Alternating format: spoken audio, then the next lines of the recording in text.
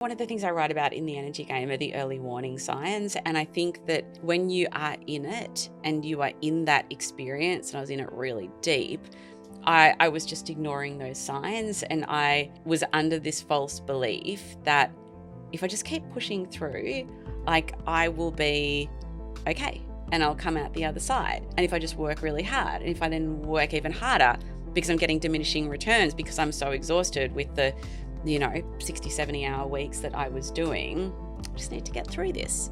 But it's all right because I can just work really hard and I'll get everything back on track. It doesn't work that way. My strategy didn't work. Clearly you are someone who now revived can do a 60-day sprint. And I guess, that does serve you and serve us sometimes if it is constrained perhaps.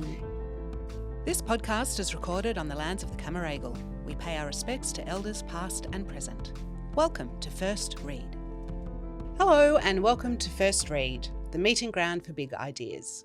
I'm your host, Charle Malycon, and today we're joined by organisational psychologist, podcaster and author, Dr. Amantha Imber. Welcome, Amantha. Thanks for having me. Dr. Amantha Imber is an organisational psychologist and founder of Inventium, a company that helps boost productivity, innovation and well-being for companies such as Google, Apple, Disney, Lego, Coca-Cola and Microsoft. Her many awards include a Thinkers 50 and AI Consultant of the Year. She hosts top-ranking podcast How I Work and is a prolific writer, published in the New York Times, Forbes and Harvard Business Review, among many. Her latest book is The Energy Game, which we're excited to talk with Amantha about today. Yay! Yay! Thank you for coming in. Oh, it's my pleasure. Amantha, what is an organisational psychologist? That's a good question because I think a lot of people think of really messy rooms and they go, do they come in and maybe organise things into rainbow-coloured order? And to that, I would say that is my hobby, but it's not my job. So an organisational psychologist is someone that helps people perform at their best at work and feel good at work. So, I first discovered organisational psychology in my second year of uni, and I had no idea that it existed because my mum's a clinical psychologist. So, what you think of when you think of psychology. And that's what I thought I would do. But then I'm like, this sounds kind of cool. We spend so much time at work, and I felt like, that would be a really helpful thing to do to help people feel better at work. So you organise organisations. I organise organisations. That is one way of putting it. And help people do better in said organisations. Yeah, I help people, do better, work better, and ultimately enjoy work more. I know that really early on you had a choice between pursuing a music career or this psychology career, and clearly psychology won. I know also that you talk about how as adults we often lose that sense of creative play. Did that happen for you? Ooh, I am someone who has always had creative pursuits outside of whatever the main thing that I was doing was. And so like as an example, as you mentioned, when I was at uni studying psychology, and I was also studying theatre and drama because part of me wanted to be an actor, and my parents wouldn't let me audition for acting school because they're like, you need to do a serious career. You need a real job. You need a real job. So we're not going to let you do that. And they actually, because I desperately wanted to audition for NIDA straight out of high school, and I also thought my dentist was really great. And so what they did is they thought, let's get the dentist to influence her to not want to be an actor. And so when I saw my very long roundabout. Yeah. I love it. When I saw my dentist, I remember I was in year 12 and, trying to work out what to do with my life. He was just telling me these anecdotes of actor clients of his that couldn't afford to get the dental work that they needed and how bad their teeth became. And I'm someone who I'm quite anal about dental hygiene, and that really freaked me out. And I thought, okay, maybe I do need to pursue a serious career like psychology. And then probably about 15 years later, my parents told me that they had asked my dentist Stephen to say that. Sneaky. So sneaky, right? Your mum is clearly a psychologist. She knew that if she went to you directly, no. I wouldn't have listened. So amazing. Yeah. And also, like, there is this sort of weird thing that would play through there, that if, as an actor, you couldn't get your teeth fixed and therefore your teeth were degrading, there'd only be certain roles that Hollywood might allow you to play. That's right. Which would sort of really narrow your career, and it could all backfire terribly. Exactly, like the villain or the evil stepmother or something like that, which would have been very career limiting. Kind of fun, though. Kind of fun, but yeah. And actually, in hindsight, because now, you know, you do a lot of presenting and a lot of kind of, I would imagine, but I might be wrong, but potentially like role playing or game playing, perhaps in some of your workshops and things, understanding that element of performance is also really useful. So I don't think anything's really wasted. No, definitely not. No. And for a large part of my younger years, I also did a lot of improv. So I started a theatre company with a couple of mates that I met at improv class when I was in the later years of high school, and we ran this theatre company called Clap Loudly Theatre Company, and we would literally put on improv shows every week, and that gave me incredible grounding for what I do now. Like, a large part of my job is keynote speaking. So your latest book, this energy game, it promises to move us from burnt out to fired up. Can you just give us a quick sort of overview of how that works? Look, the book is for people that are tired of being tired, and that does not have to be the default. So it's a book that's got 53 science-backed strategies to take us from being completely exhausted to someone that actually wakes and has energy every day. Clearly you're very busy. You know, you're a mother, you're a podcaster, you run Inventium, you're writing books. How do you find time to write? I have quite a specific process when I write. So how it typically works, and certainly how it's worked with the 3 books that I've done with Penguin Random House, is that I will write a book proposal. And for anyone listening that doesn't know what that is, I think of it as like a business plan or a business case that you would write for a new product or a new business, but instead it's a book. And so when I'm writing that document, which is, I think typically they've been about sort of 40 to 50 pages. So it's quite a lengthy. Decent. Yeah, it's quite decent. So I'm writing about, like, who am I? Why does this topic matter right now? Who is my target audience? What is an approximation of the table of contents? Here are some sample chapters. Here's my marketing plan. Here's competitive titles that have sold really well, which would then suggest that this topic that I'm writing about would sell really well. So all that thought's going into the book proposal, which is where I'm really trying to shape up, like, ultimately what's my promise for readers. And that is, like, that's a large part of the job. And so then I've submitted that, and then I've waited, and I've obviously, that's been, like, 3 proposals accepted, so 3 for 3, so that's good. Very impressive. And then what I do is that inevitably I've been given really tight deadlines from you guys. Not that I'm blaming you. Has nothing to do with me. But I'd like to state that for the record. I'm blaming maybe other people in the building. And then I try to negotiate a slightly longer deadline. But it's typically been around 6 months to turn around the manuscript. So wow, that is tight. Yes. It's really tight. And for me, what I then do because I never actually start the writing process until You've got the contracts are signed, even though that is silly because I could just be getting a head start on things. But in my mind, I'm just denying the fact that I've committed to writing another book. And so once the contract's signed, I then do what is typically about a 60-day sprint where I have a non-negotiable goal where every single day, including weekends, I will write 1,000 words. Right. And it doesn't matter if they're high quality, low quality, somewhere in between. I'm writing that, and I've got a streak board up in my office where I'm ticking off every day where I hit that goal.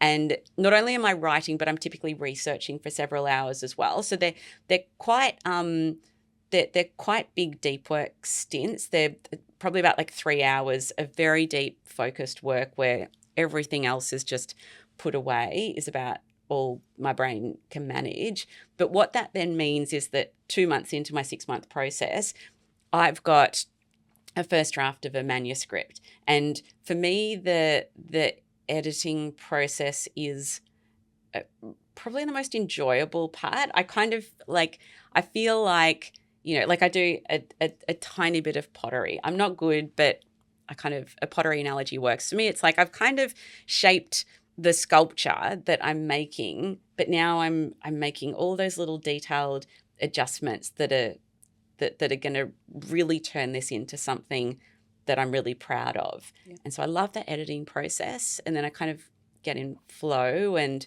then I'm basically editing for a good 4 months. And And is that still a 3-hour daily commitment at that point? No, that's a little bit less. It's probably more like about 2 hours a day.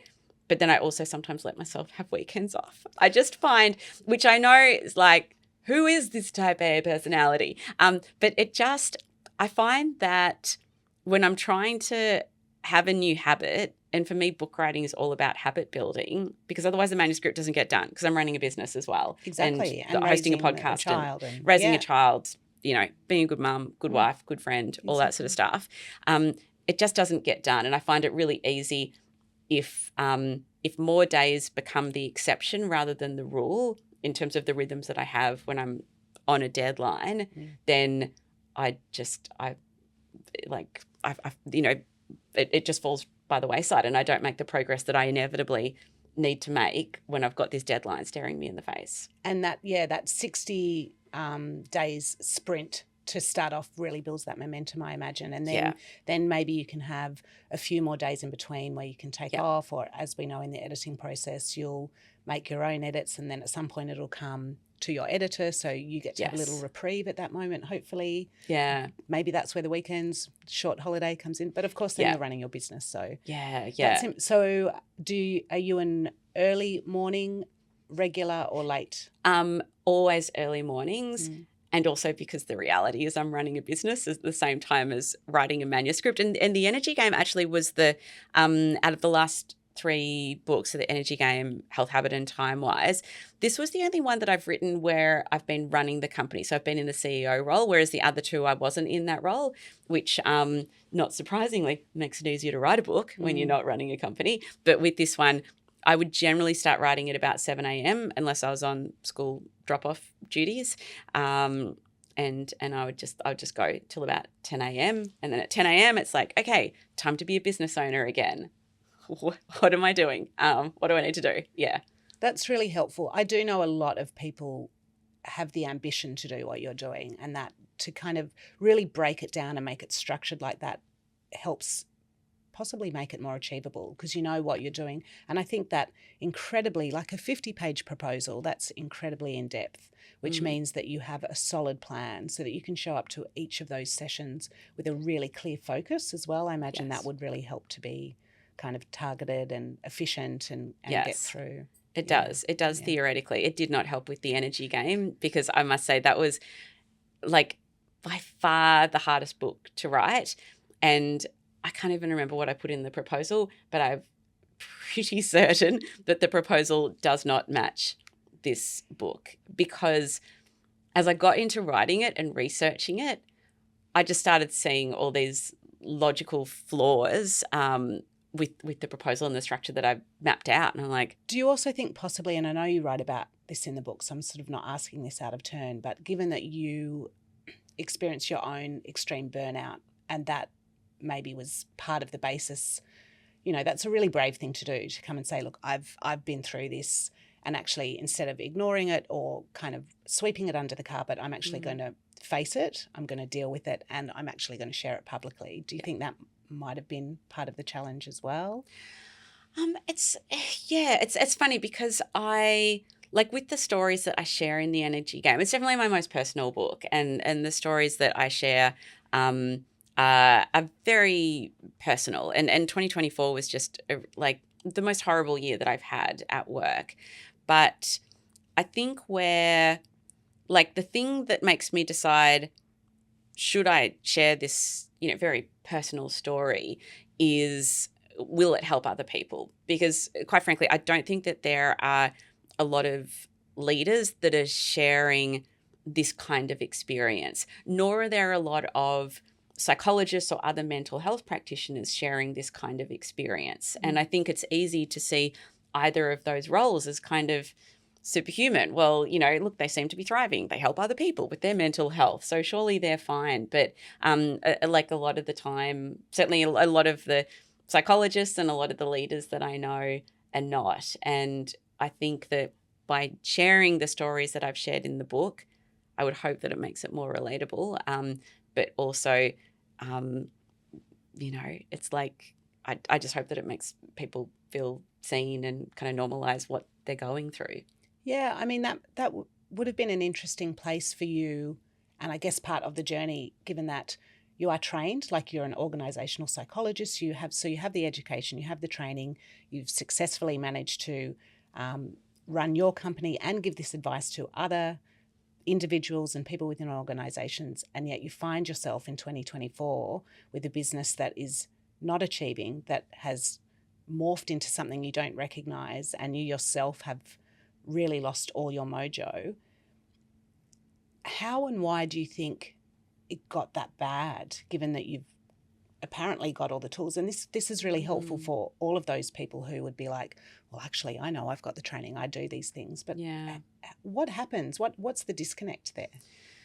Yeah, I think it can be like, and look, one of the things I write about in the energy game are the early warning signs. And I think that when you are in it and you are in that experience, and I was in it really deep, I was just ignoring those signs, and I was under this false belief that if I just keep pushing through, like, I will be okay and I'll come out the other side. And if I just work really hard, and if I then work even harder because I'm getting diminishing returns because I'm so exhausted with the 60, 70-hour weeks that I was doing, I just need to get through this.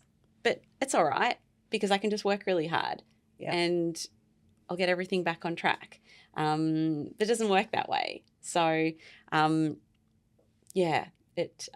strategy didn't work. Yeah, and it just led me to burnout. Point. Well, and clearly you are someone who now revived can do a 60-day sprint. And I guess, that does serve you and serve us sometimes if it is constrained, perhaps, if there's limits in place. And, depending on where you are in your energy cycle, which is something you definitely talk about in the book, you do pull out these kind of, or help us understand 4 energy types, and that might be something to be aware of as well. So how does that work in the book, and how does that change both our symptoms perhaps and also the way we resolve for them?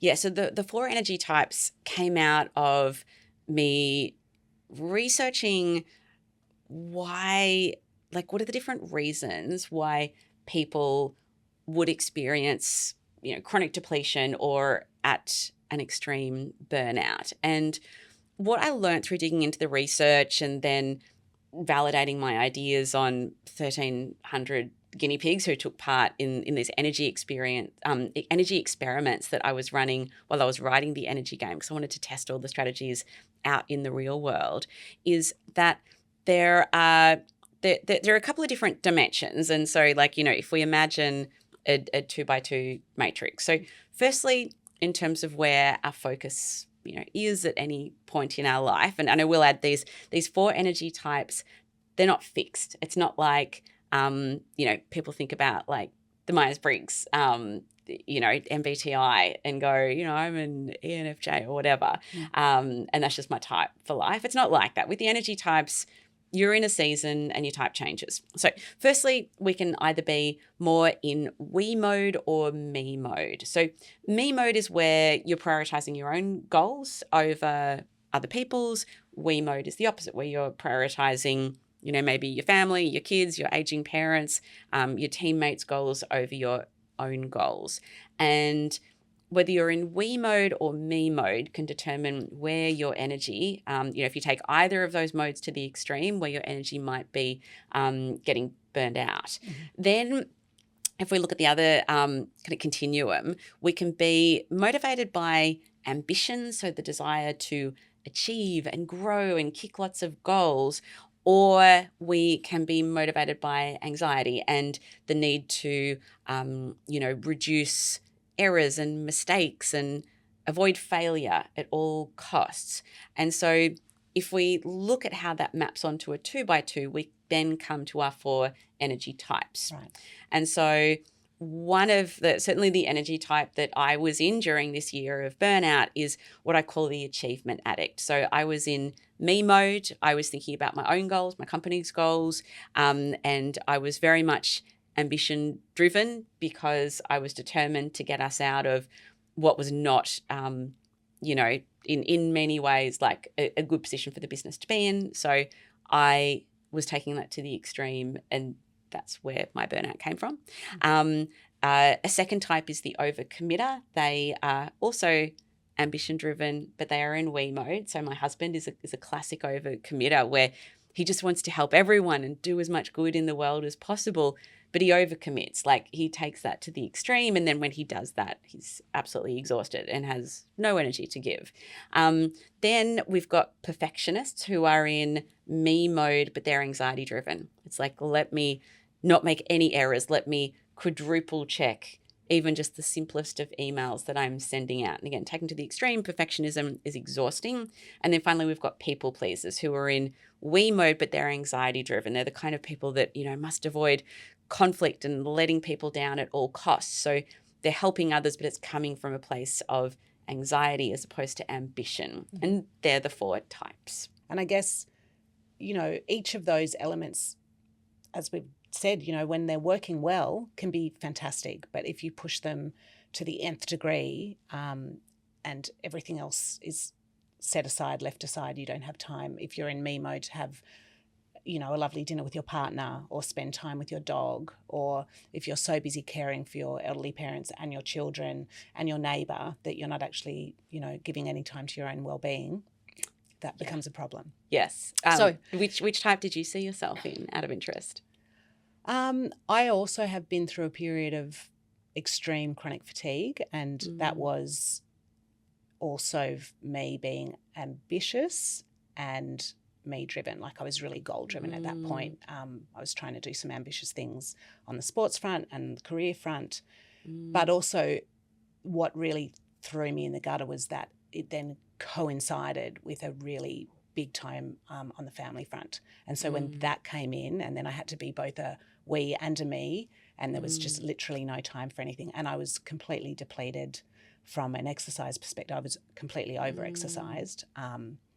It all just came up and gave me a big slap in the face. Yeah. But, sometimes we need to experience that to understand where the limits are. People used to say to me, especially with, exercising, we're often taught this, your mind will give up before your body will.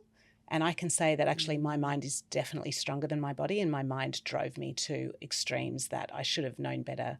I should have stopped earlier, but I had to just actually completely wreck myself before I was able to go, oh, okay, maybe too far. Sorry you went through that. Oh, it's good. I think once you come out the other side, and, I love all the exercises and activities you give us here, because there are so many choices. I've also had times where, it was all giving and very much anxiety driven, not knowing if things were going to work out and terrified that they were not going to work out and, running around trying to look after everyone else. And you're right, the strategies are different depending on what it is you're trying to recover from, I suppose. So first step, recognise, do the quiz in the book and figure out where you are from a type perspective. And then you also talk about energy budgets, and you identify 3 sort of areas of our budget that we need to be aware of. So I'd like to hear about those, and then off the back of that, we might sort of get into specifics on how to track those.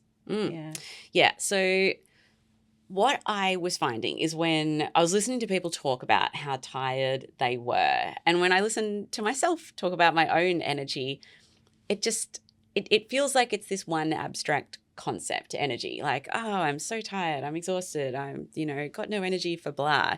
And what I began learning through my research is that we don't just have this one abstract energy account, if you like. We've actually got 3. So we've got our physical energy account. That's how we're feeling in our body. And, for me, the early warning signs were showing up when I was doing my weight training. So I, for many years I've gone to the gym 4 times a week to do weight training. And I was noticing, I remember it started happening in 2023, where I'd be at the gym and because I'm achievement addict-ish, I always want to be getting at least one personal best on one of the exercises that I'm doing, one of the lifts that I'm doing. And it was about that time that I was having so many sessions at the gym where I would just say to myself, I'm just a bit tired today. I'm just not having a great day. I won't push myself too hard. I'll just go at 80% and next week I'll get back on track. And literally next week becomes 6 months later. And I'm like, oh, okay. So like our physical energy account, we know it when it's good. Like we've got energy for movement and doing whatever we need our bodies to do. And when it's not good, that's where we just feel like I just need to be slumped on the couch. That's literally all I've got energy for. Yeah. Then we've got our mental energy account. And when this is high, we're really sharp. We can make good decisions. We're thinking clearly. But when this is low, this account, like we're feeling really brain foggy and it's taking us 20 reads of a really simple email to actually work out how do I even respond to this. My brain is not computing, and it certainly doesn't have the energy to make big decisions or even small decisions. And then finally, we've got our emotional energy account, and this is about are you kind of going through your life and feeling really resilient and, maybe criticism that you receive is just like, that's water off a duck's back, that's fine. Or are you crying at the drop of a hat?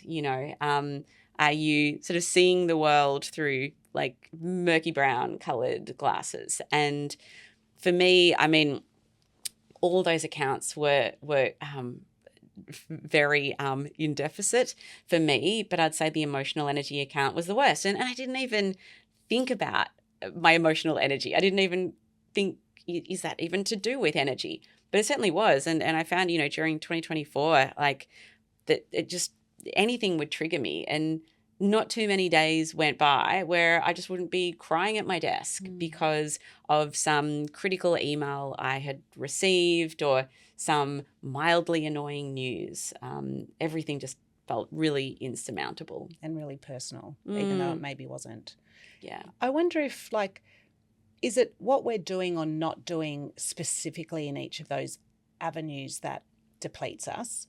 Or do they kind of build one on top of the other? So if you're like, say in a really bad relationship and that's really undermining your self-confidence, so that's clearly where most of the damage might be being done. But actually what you're finding is then you'll go and try and do your workout and you don't have the energy for that either.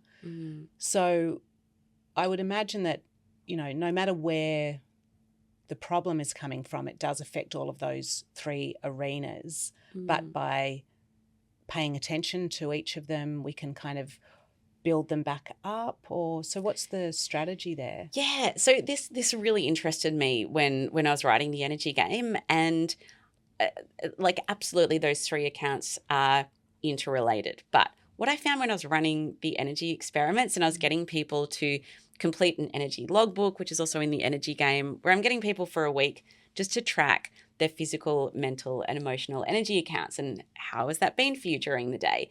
And what I found through people sharing their experiences is that quite often it was just 1 or 2 accounts that were feeling really drained. And there's almost there's kind of a positive experience there because in your mind, you're like, I'm exhausted, I'm burnt out. But then when you keep this energy logbook, you can then go, it's actually my mental energy that's finding it really hard, that's quite low this week. And, maybe that seems to, drop to its lowest on Wednesdays in the middle of the work week.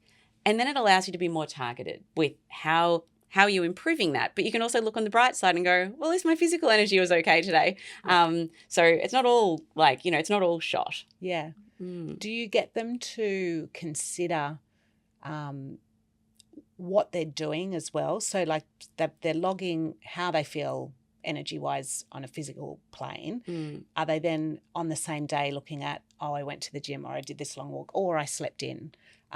Likewise, cognitively, you know, I had back-to-back meetings from 11 till 3. And no surprise, I was exhausted. I couldn't even decide what to have for dinner that night. So yeah.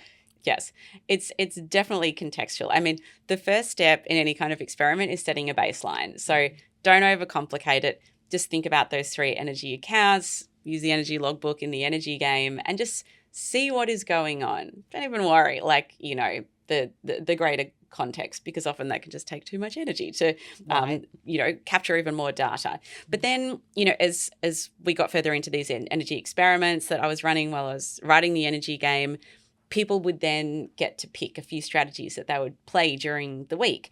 And then they would record, okay, what did that do to my different energy accounts? And likewise, there was a week where we looked at energy vampires. So the things that really suck your energy so that you can have more awareness of that. And one of the things I came across when I was researching the book is this energy points chart that was created by Dr. Jill Calder, and it was specifically created like during the COVID years for people that were struggling with the exhaustion of having long COVID. And she put together this chart that looked at our physical, mental, and emotional energy. And she looked at the different activities that many of us do over the course of a different, you know, any kind of day, and how many energy points are they essentially using. And I adapted a version of that in the energy game to help people understand, well, there might be some things that seem kind of innocuous to you, but they're actually burning through a lot of energy points. Like I take the example of on a weeknight after work, you go to a networking event, you're socializing with a bunch of people, you know, you've got free food, you've maybe got some, you know, entertainment in the form of a speaker. Like that seems like a pretty easy kind of night, right? You rock up, you eat food, you chit chat. Yeah. I think you have to know your personality type. No, thank you. Yeah. And I must say, the introvert in me just goes, no, I will not attend. But for those of us that do, like, how hard can that be? But what Jill Calder points out is that going to an event, socializing with a group of more than 6 people, that is 10 energy points that she assigns to that. Like that is exhausting as, you know, going for a run or like going for a really intense bike ride. But we don't think of it that way because it's like, well, I'm not at the gym, I'm not running, I'm just chatting with some people and eating free food. But there's a lot of sort of cognitive switching and an emotional awareness that has to happen in those situations, especially with people that perhaps you don't know that well. So you're, you know, trying to understand them and vice versa. I can see how that would be low, but it is interesting that you wouldn't necessarily go to that as a drain. So it is important to be aware of those things. I love that chart in the book, and I think once people sort of get excited about this and start their own sort of mini experiments on themselves, they can start to understand, oh, this is a 10 energy drain for me versus a 2 energy drain, and perhaps shape their weeks around those a little bit. Yeah. That's sort of, as you say, that's an advanced level to get to be really kind of planning, because when you're really in the gutter, as you and I both know, you don't have any energy at all. Like, even the idea of playing a game, frankly, is like, oh, please no. I can't get off the couch. I can't. Are there things in this book where someone in that state of extreme depletion could just turn to? Can they just pick up the book and just do an exercise? Is there a section? Yeah. Where do they start? They literally can. So you can read the book cover to cover, or you can just play the game, which is literally flicking to a page in the book and going, great, I'm going to try this strategy today. So there is a bit more of a structure in terms of playing the energy game, but it's designed to be really low lift in terms of how much energy it requires. It's designed to be fun because, quite frankly, who wants a lecture when they're exhausted? I certainly didn't. And so it's deliberately designed to be like that. You can see that in the book. There's great care. What I do like about it is exactly that. You can open it and there's literally on those typeset pages, which are the activities, they present like cards. You know, here is a card, play your card. Yes. And it is just one very simple, clear instruction. They're not complicated. very straightforward. And yet for those that are then in a different headspace, or maybe using it to help a friend or a family member, there is all the science, as you always offer us, behind it, and all that research. 1,300 participants in your testing phase, which is just amazing. Was there a particular activity that like really stood out that people seem to love, or that really moved the dial for people? I would say that there were quite a few, and that's why in the book I think there's 53 strategies in there, because what I know is that variety is really helpful and choice is really helpful when you're trying to find something that works for you. And that's why, you know, I feel like the game is largely based around running experiments on yourself and tracking like what feels good for you, what shifts the dial for you in one or all of your 3 energy accounts. And, you know, certainly like I can talk about the ones that I personally use every day. Yeah, please. Yeah. So look, I've got a few go-tos. So firstly, I actually brought it here today, but it's in my bag. I've got a little bottle of peppermint oil that's got like a little roll-on tip, and that just sits at my desk, because one of the things that I learned when I was researching for the energy game is that scent or smell has a very big impact on our energy, and peppermint is a bit of a superhero scent in that way. So there's been really fascinating studies done that have looked at infusing a room or an environment with a scent and looking at what that does to people's energy levels or fatigue levels. You know, there's one study that I write about in the book where all the participants have to take part in a driving simulator where they're going on a really boring, monotonous drive for half an hour. And at the halfway point, the experimental group gets some peppermint scent infused into the driving simulator just for a minute. And then, you know, they keep getting monitored around what's going on in their brain and how are they feeling. And they found that just having that 1 minute infusion of peppermint scent reduced fatigue levels, I think it was by about 38%. Gosh. Compared to the control group that had no scent, and their fatigue increased by, I think it was about 76%. So that is an absolutely huge difference for not doing a lot. So I love that, and it's so accessible. But what is really hard to find, and what was one of the most time-consuming parts of writing this book, is understanding what I call the minimum viable dose, or the MVD, as I talk about in the book. So what is the smallest version of this intervention that will have a statistically significant impact on my energy? Yeah. Biggest bang for our buck. Yeah, exactly. Because that's what you need when you're tired. You know, like if someone were to say, just like meditate for half an hour a day during my year of burnout, I'm like, have you met my calendar? Yes. No.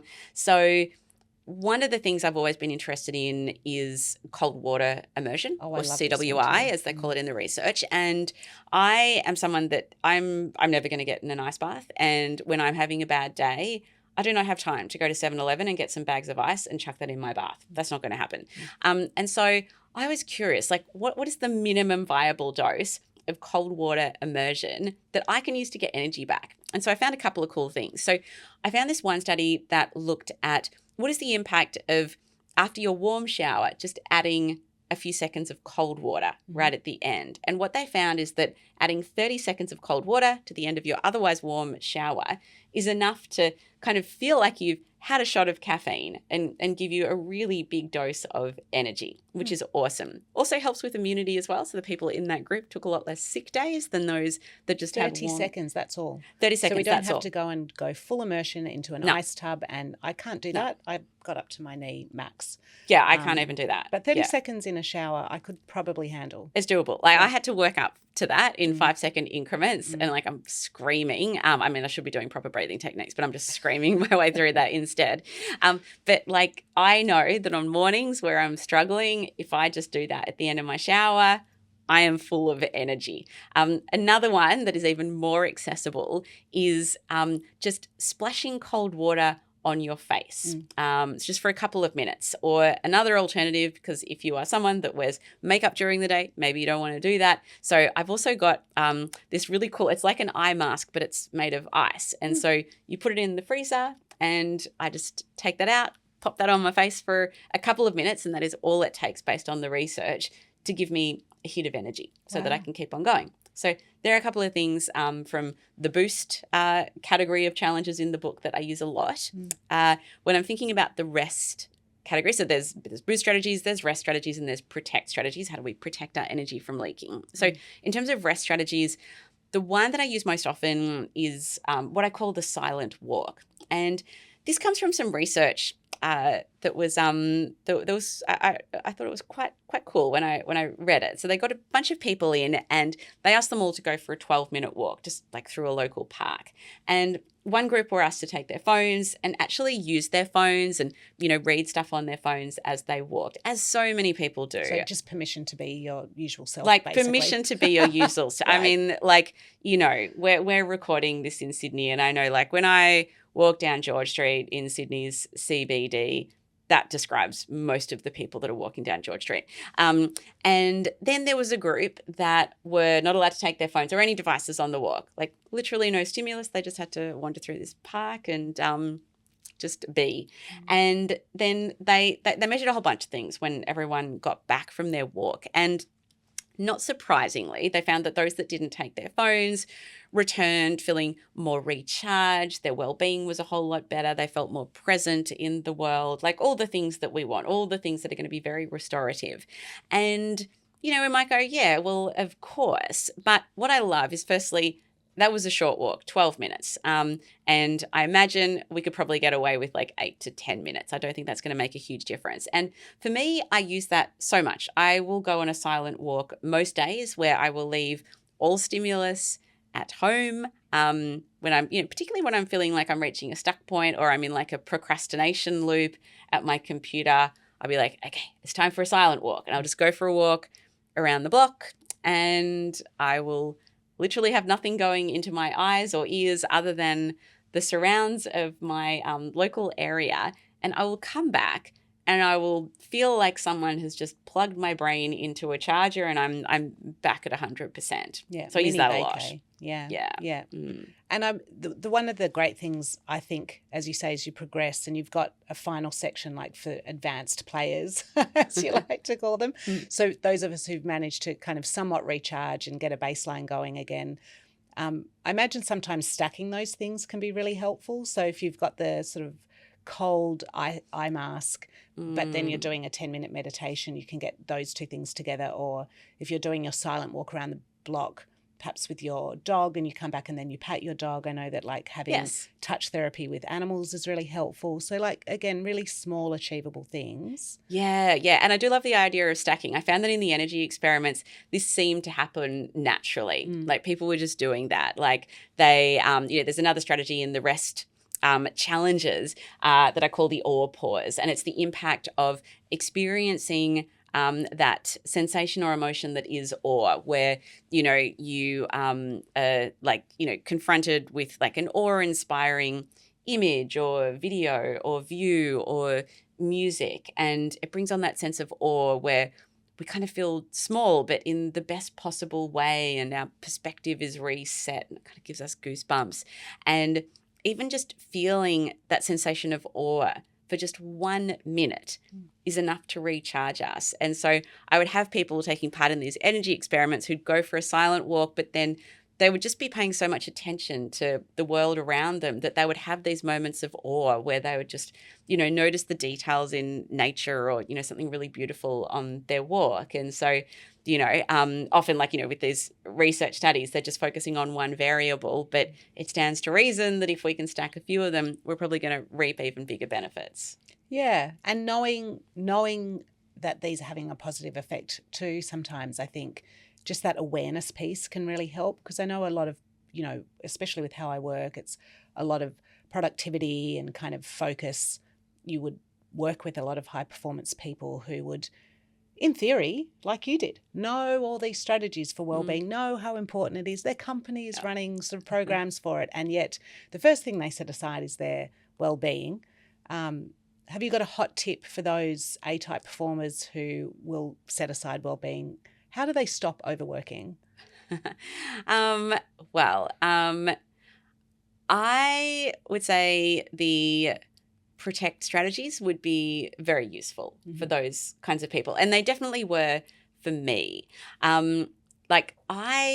It's funny because I think before writing The Energy Game, like I was pretty hardcore with my productivity tactics and, structuring my day and, religiously doing deep work in the mornings. And, and I think I just thought I could just time manage my way out of burnout. Mm. But what I now realize is that, sure, we should care about how we use our time. But what I really obsess about now is my energy. Like I know for me as a business owner, as a CEO, as, someone that would like to think of themselves as a high performer, energy is my most precious resource. Like if I am not managing my energy, then I am no good to anyone. I'm no good to my team. I'm no good to my clients. I'm certainly no good to my daughter or my husband or my friends. Like energy is where it's at. Yeah. And if your energy's right, you can probably, do 4 times as much in a shorter window. So shorter duration, higher energy, you're still going to get a better result. Yeah. And I think, learning that someone too that was very about time boxing and scheduling and productivity strategies that then, basically were my undoing probably, realizing that actually having space for synchronicity and kind of serendipitous moments where I don't know what's going to happen, but I haven't scheduled myself up to my eyeballs so much that I can't say yes. Yeah. I think that's also helpful. Definitely. You are clearly a big writer, clearly a big reader. You do so much research for these books. I don't know how you get through it all. It's incredible. But what book do you read or have you read recently for pleasure? Oh, Yesteryear. Ah, yes, the book of, we were actually having that chat about it last night. How funny. Yeah, I finished it about a week ago. So I read fiction before bed every night. And I love that book. I feel like I get this thing when I finish a good book, whether that be nonfiction or fiction, but obviously in fiction you get sucked into the world if it's good fiction. I feel like I get this post-good book depression where I'm just like, I'm never going to find a book as enjoyable as that one. But inevitably I do. But I'm just in that slump at the moment. I'm just, I've downloaded a few samples on my Kindle, but nothing's quite grabbed me. So I'm very open for book recommendations at the moment. All right, we'll do a big share after we've wrapped up here because I've got a few. Normally end on a game, and I know you love games, so we have created one for you. Oh, cool. It's very quick. It's a this or that. So you literally, I'm going to ask you 10 options and just choose one or both if you have to. But let's see how we go. Dogs or cats? Dogs. Dancing or sleeping? If it's dancing to 80s music, then dancing, otherwise sleeping. Good. Chocolate or coffee? Coffee. Audiobooks or printed books? Printed always. Winter or summer? Can I pick spring? Yep, way off-piste. I like it. A mind that goes, it's good. Rollerblades or running? Running. Jazz or classical? Classical. Morning or night? Morning. Pop or rock? Ooh, what about pop rock? Okay, pop rock it is. Text or call? Ooh. I text more than I call, but I do prefer a call. And beach read or biography? Ooh, beach read. Thanks for coming in, Amantha. It's been amazing to speak with you today. Well, thank you so much for having me. Thank you to our listeners for joining us. And a special thank you to the Camaragal on whose lands we record this podcast. We pay our respects to elders past and present. Remember, if you're ever stuck or in need of a boost, first read. The Energy Game by Amantha Imber is published by Penguin Random House and available where all good books are sold.